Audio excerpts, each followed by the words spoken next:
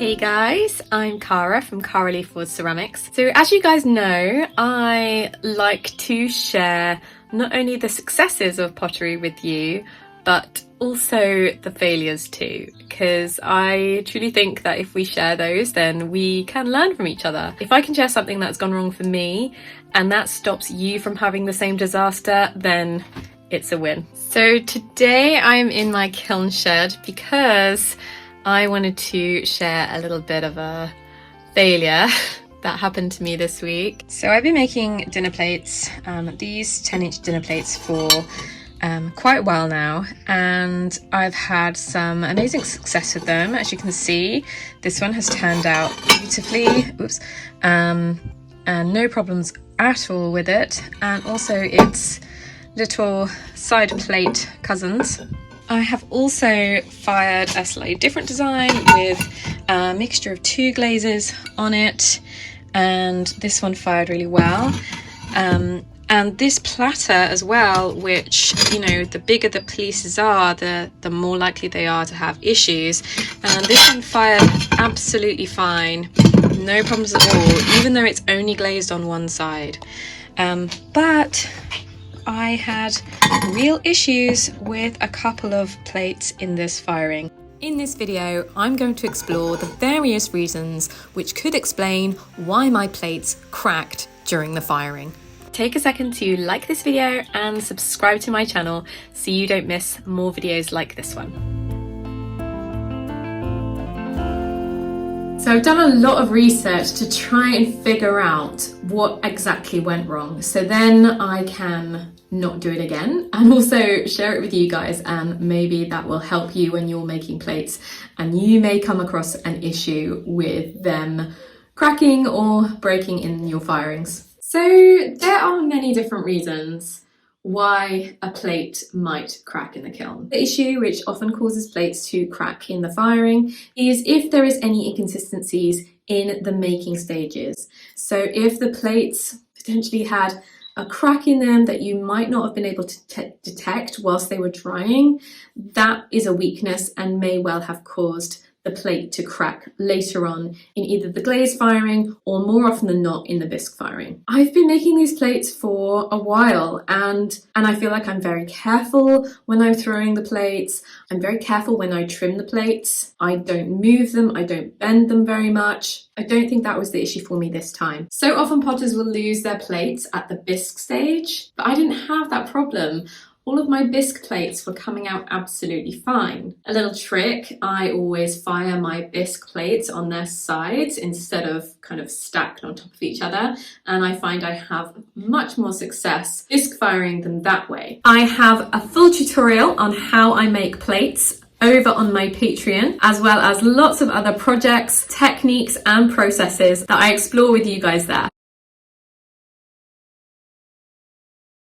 A common issue that might cause plates to crack during the glaze firing is when potters glaze one side of the plate, normally the top side, and not the underneath. And this is because when your pots, when they're glazed and fired, they are under tension, right? And the glaze compresses the ceramics, and that's what gives it its strength. But if you are only putting compression on one side, that can often cause uneven tension, and that means that the plate can often crack. And that happens quite dramatically and will often be a straight crack right through the center of the plate. Another issue that might have caused my plates to crack in the kiln is if the glaze is too thick. Now, I don't think it was that, because obviously all of my other plates came out fine, and I've been making these plates for a while now, and I make sure that I keep my making and my glazing really consistent between batches. I either dip or pour my glazes, and I tend to do a really quick dip of between 1 and 2 seconds, so I know that it's probably not the thickness of the glaze. I also measure and record my specific gravity, and I keep that consistent through all my glaze batches, so I don't think it's that. Also, one good thing about my plate cracking is that I can also have a look at how thick the glaze was. And It was kind of thick here, but that's because there was a drip. But actually, consistently throughout the plate, the glaze is quite thin. And that means that I don't think the thickness was the issue. So if your glaze is too thick, that again can put excess tension on the ceramic ware itself, which can cause it to kind of break itself apart. So as you can see, my cracks are around the foot ring. So that gives me a lot of clues as to why they might have cracked the way they've done.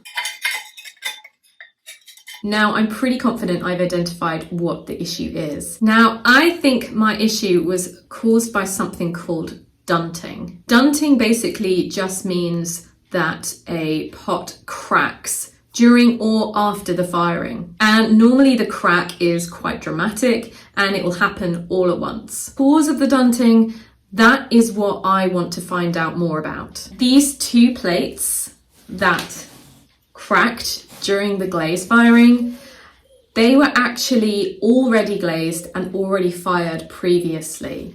And they had actually warped. So the bottom, the base of the plate wasn't very flat and they wobbled about on the tabletop. So I wanted to see if I could refire them again in a glaze firing to see if they would relax and then eliminate the wobble. And I think I know where this wobble came from. It was because I was in a bit of a rush and I was trying to ply them off the bat that I'd thrown them on a little bit too early and they weren't quite ready to pop off.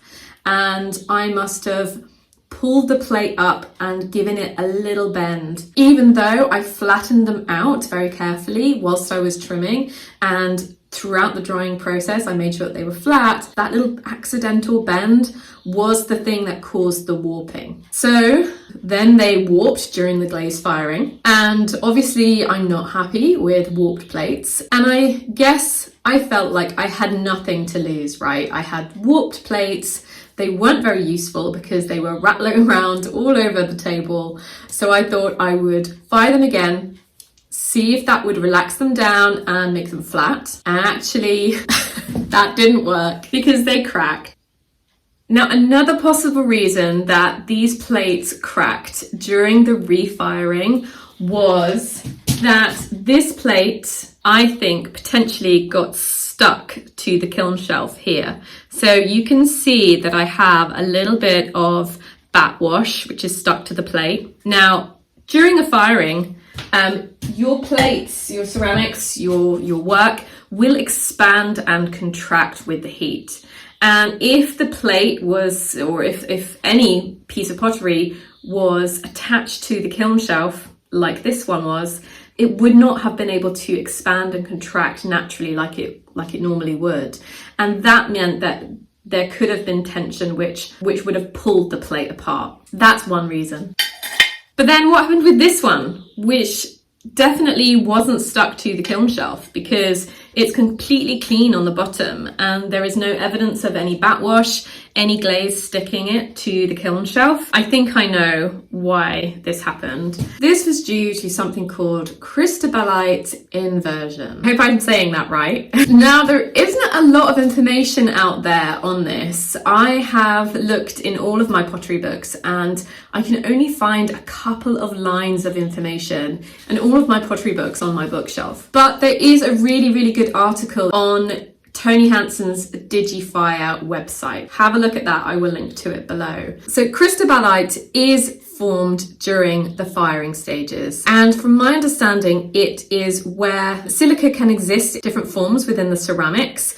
And one of those forms is a crystalline structure called cristobalite. Now, if anyone knows more detail than me, please share it in the comments below. I appreciate anyone who has greater in-depth knowledge than I do. Cristobalite inversion is a change of volume in the ceramics. So it expands or contracts, depending whether it's being heated or cooled, at a very rapid rate. And that change in volume can be as much as 3%. And obviously ceramics being brittle, any sudden changes in volume like that can cause issues. And that's what happened to my plates. Because they had already been glaze fired, my glaze firing I had on quite a quick schedule, so I put it on for 200 degrees Celsius per hour, and I think that my already vitrified plates heated up way too quickly. There was a sudden volume change. Because they'd already had the cristobalite formed in the body, it couldn't cope with going through that stress again and just tore themselves apart.